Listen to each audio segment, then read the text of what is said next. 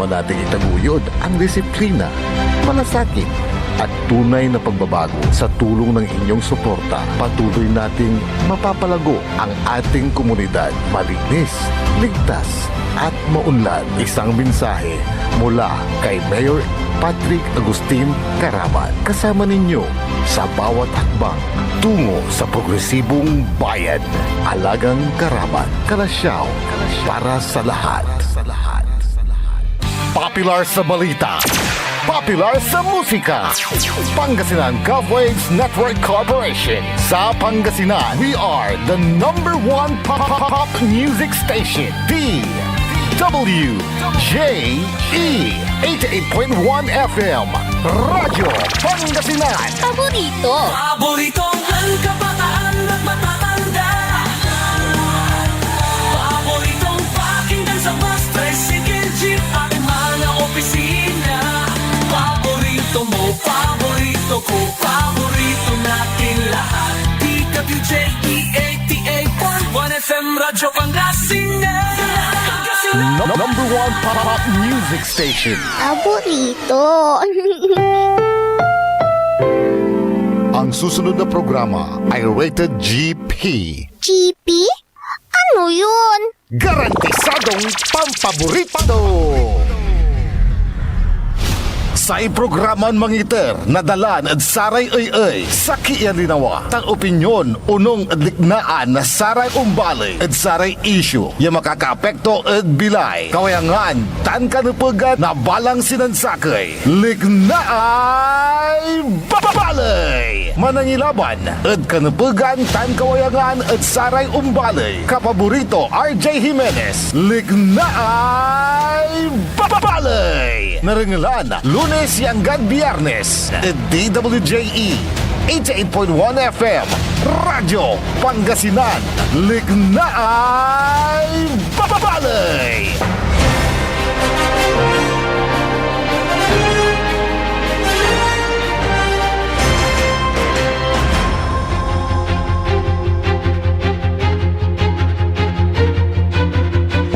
Good morning. Mauran nin kabosan da balang sinansakay. Alas 8:05 ada kabuasan. Kasumpalan yun ng lanso programan early in the morning. Madala sa programan may paruntalmat na saray liknaay balay. Yadaspeto Technical Engineer Nexon Dakal Kalop Kantabayo Balot Amigo yo RJ Beray Jimenez at your service always. At sa do sila da bulan na Agosto 2026 agaw na Miyerkules. Ang gapuni loob na saray estudyante eskwela tadakal ni so asalinap na danom naman na medyo imbanyang tula ayari no nagulang gad nagugunuyan at syempre konsidera ni so kipapasan na saray kabaluyan yaman yayak ni na danom at sarayan na kaplusan. Nani jada saya record na National Disaster Office at imabot la at 26 at enteron bansan Pilipinas so tigwayay bilay at saya dimalan niya bagyon na Maymay tan si Luis. Yadya Luzon Balet sa Kisimbalan Masulok gimapunan ago na Lunes Miyerkules lanatan et yaso habagat yatatawagan da tateng tanagagi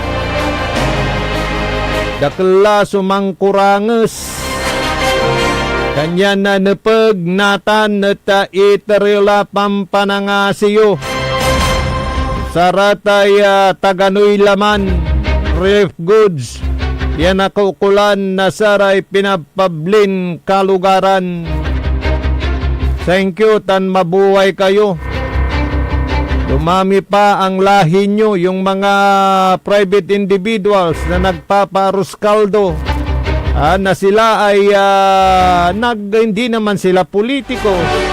Wala sila sa anumang posisyon, pero kusang loob na tumutulong. Yan, ganyan sana lahat ng lugar ay may mga mabubuting loob na handang tumulong sa ating mga kababayan. Laray likna nyo, text labat, dapat na mag-line na text line tayo 0945 183 4352.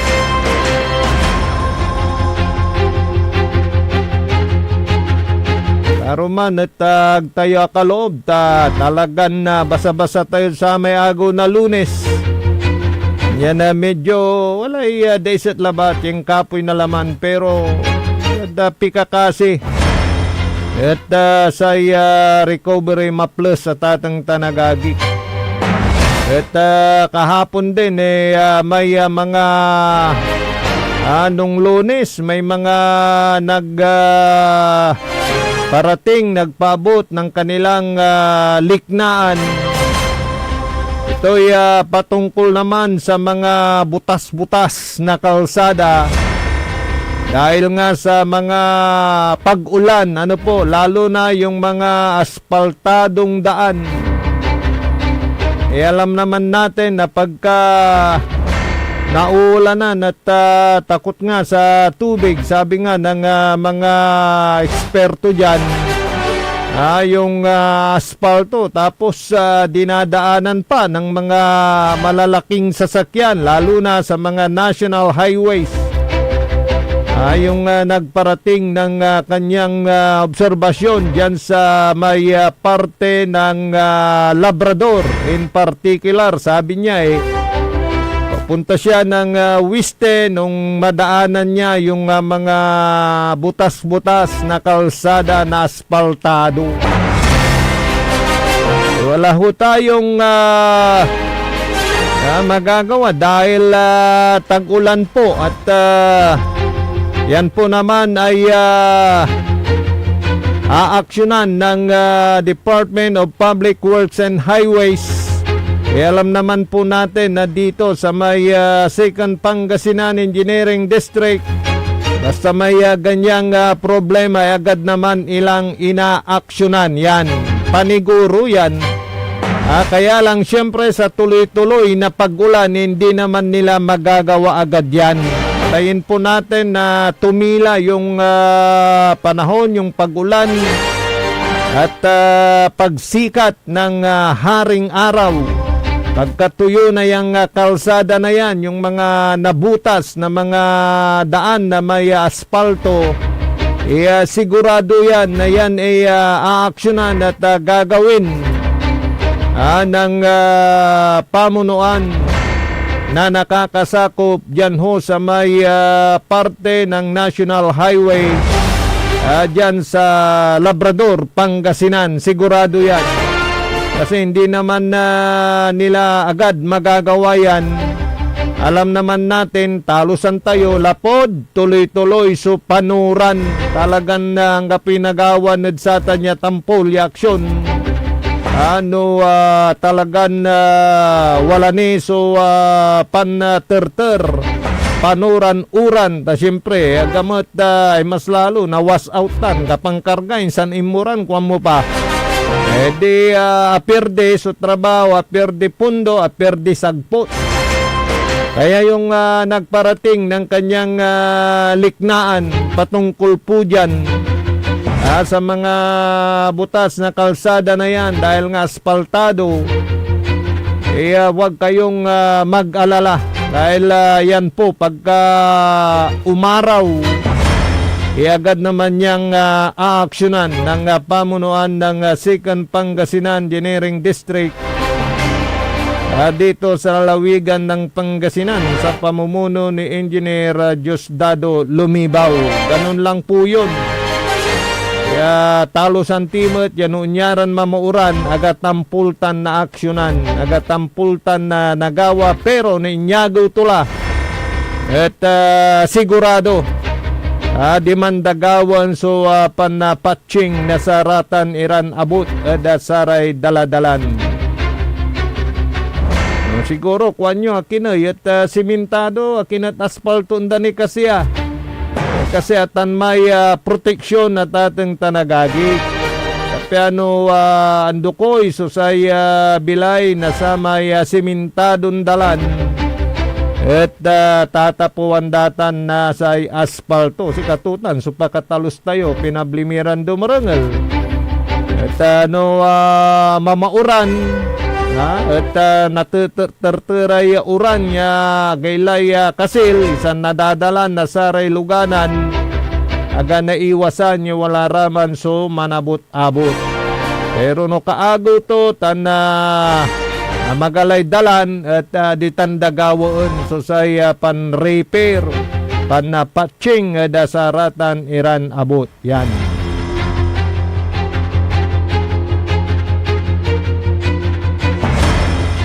Morning kay paring Tatong yan. Diyan sa may Singgan, Pangasinan. Good morning. At diyan po sa bayan ng Mapandan, Pangasinan, Soriano family. Good morning. Diyan sa Barangay Coral, mga tagapakinig natin diyan. Balit action man ang inyong mayor diyan, si Mayor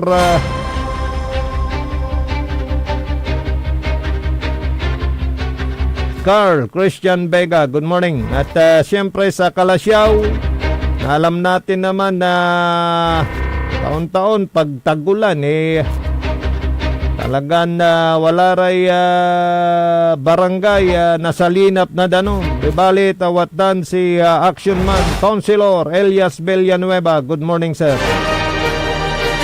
Papasabitimat manaya so pia ambagya.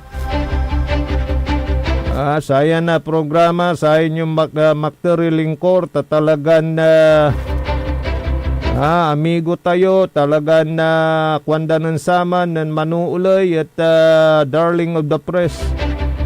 Saya amigo tayo yan andila dabilay sa kaya public servant kaparom si datin malasiking mayor tan Vice Governor Oscar B. Lambino, si Manong Oscar ay talagan kapoy nibagam at panag-accommodate tuya and former Vice Governor Oscar Lambino. Talaga nanggan na siya pa, ya managpalapag, ya daluyag na Pangasinan, at kabkabat daya, si Vice Mayor Vice Governor Oscar Lambino, ya binawid bilay na Diyos ya manamalsan na karuman, at oras na alas 3 sa pasado ng aram. Nung nalatayo na impormasyon, cardiac arrest, so sa may sangagan na kandid bilay and former malasiking mayor, former Vice Governor Oscar Lambino. Saya piyambagya at saya tilaki pamilya dan datin malasiking mayor tan datin Vice Governor Yadluyag tayo Pangasinan Oscar Lambino, sir. Rest in peace.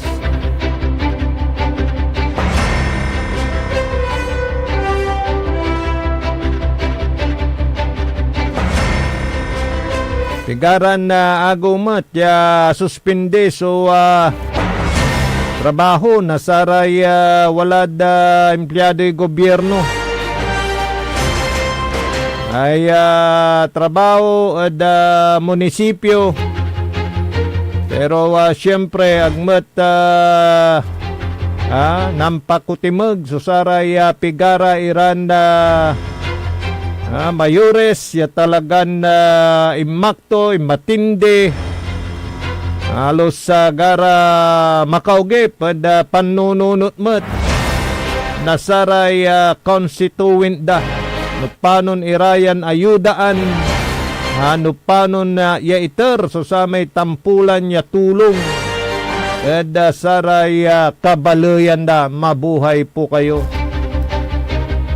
Pati ramay makanakanan na programa, ya talagan na napag iter da sarong balay at ginawa inter da pangkaukulan na saray constituent da. Yan po sa lungsod ng Alaminos, masaya po yung mga 200 na mga centenarians dahil sa pagtatanggap nila ng kanilang ayuda na ito ay galing sa national government, mga edad 80, 85, 90, 95 yan.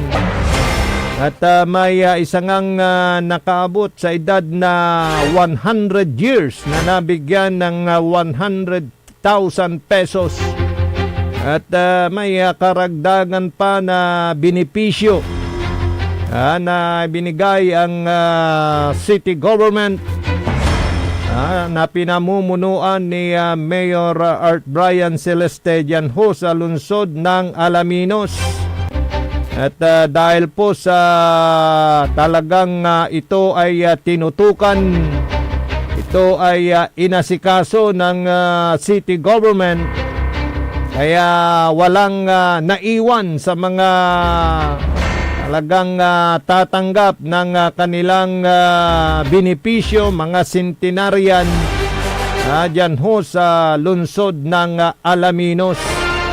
At sa mga lapit na yung birthday, mag-80, 85, 90, 95, maaari naman po kayong magsumite ng inyong mga kailangang dokumento o papeles para naman kayo ay makatanggap dyan sa may DSWD office sa old legislative building. Yan ho sa may bayan ng Alaminos para maisama po kayo sa mga tatanggap sa susunod na release para sa mga centenarian. At ang kagandahan dito ay talagang pinasikaso, pinatutukan ni Mayor Art Brian Celeste ng Alaminos ang mga ganitong benepisyo na dapat tanggapin ng mga nakatatanda dyan sa lungsod ng Alaminos. Dahil syempre, mahal na mahal kayo ni Mayor Art Brian Celeste. Kaya lalo na itong mga nasa katandaan na, dahil alam naman natin at alam naman ni Mayor yung ambag ninyo sa lipunan. Kaya kailangan lang na kayo ay asikasuhin, kayo ay makatanggap ng ganyang mga ayuda dahil talagang mahal na mahal kayo, mga senior dyan sa bayan ng Alaminos. Inaaruga kayo at di pinababayaan ni Mayor Art Brian Celeste. Oy, good morning sa mga taga-barangay Palamis dyan sa bayan ng Sual. Good morning din sa mga wala pa daw umapaw na mga wala pang nakawalang mga bangus. Yung mga pinsan natin dyan na nagpapakain ng bangus sa mga fish cages dyan sa Bakiwan, sa Cabalitian Island. Good morning sa inyo dyan. Sarap ng bangus dyan, haba ng buntot, ang tataba.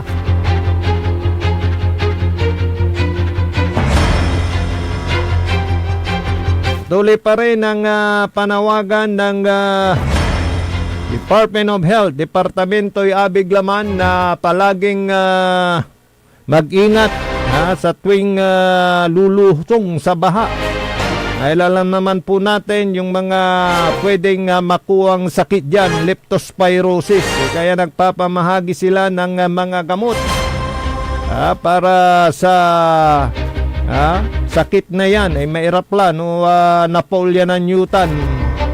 Nung grabitan, pwedeng kumitil ng buhay yan. Kaya ingat, ingat.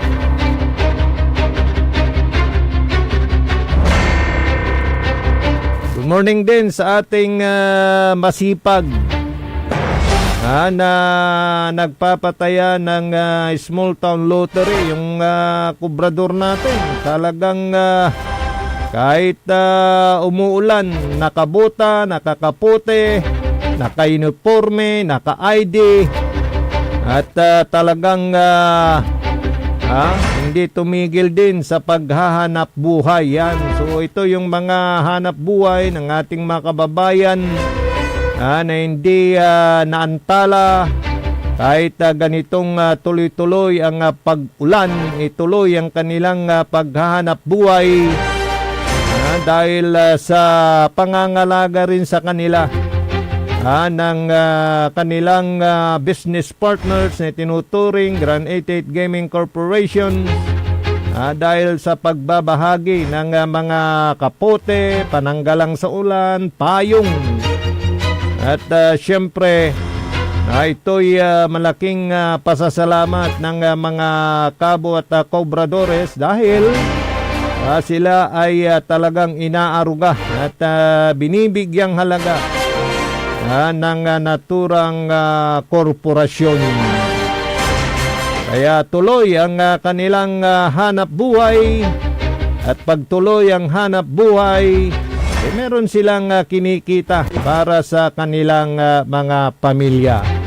Kaya ganyan na nga ang pagpaaruga ng naturang korporasyon dahil alam naman natin na ang larong ito ay talagang nakakatulong sa ating kapwa-tao. Iba pa yan yung mga nakapaloob sa kanilang programa na Grand 88 Cares para naman sa pag-aambag sa kawang gawa, parte ng kanilang corporate social responsibility. At katuwang dito ang Philippine Charity Sweepstakes Office.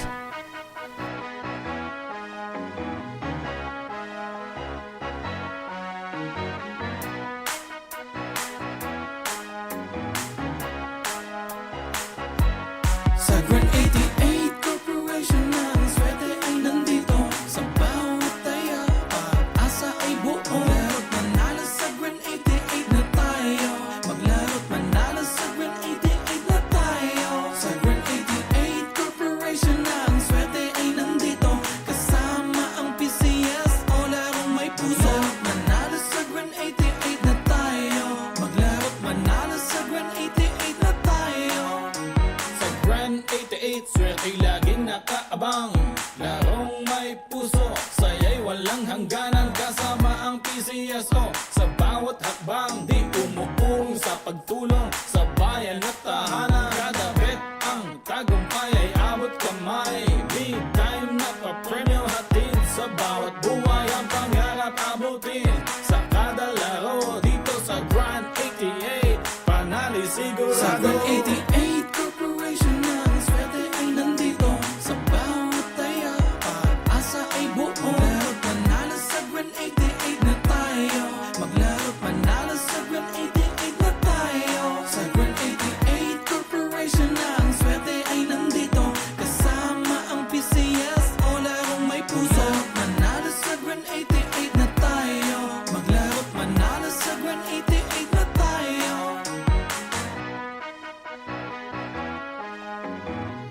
Good morning kay Insan Pili Tigno. Thank you Insan sa mga prayers. At syempre kay Insan Ray Tigno. Yan.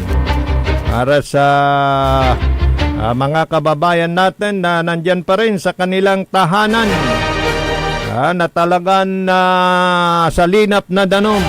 Ting dasal lang. At Dilipas din ito. Ang kapulay malaam ya oras sa dasaya na programa tayo likna ay balay. Ang sublay laso programan PEM paninilbiyang agresibot matapat sa bayan ng Binmalay bayan muna bago sarili. Yada aspeto teknikal, Engineer Nexon Dakal, umpawilak, kasumpala na pigaran makanan paimano, jalabat DWGE 88.1 FM, Radyo Pangasinan, paborito. Sa iprograman mangiter, nadalan at saray ay sa kiyan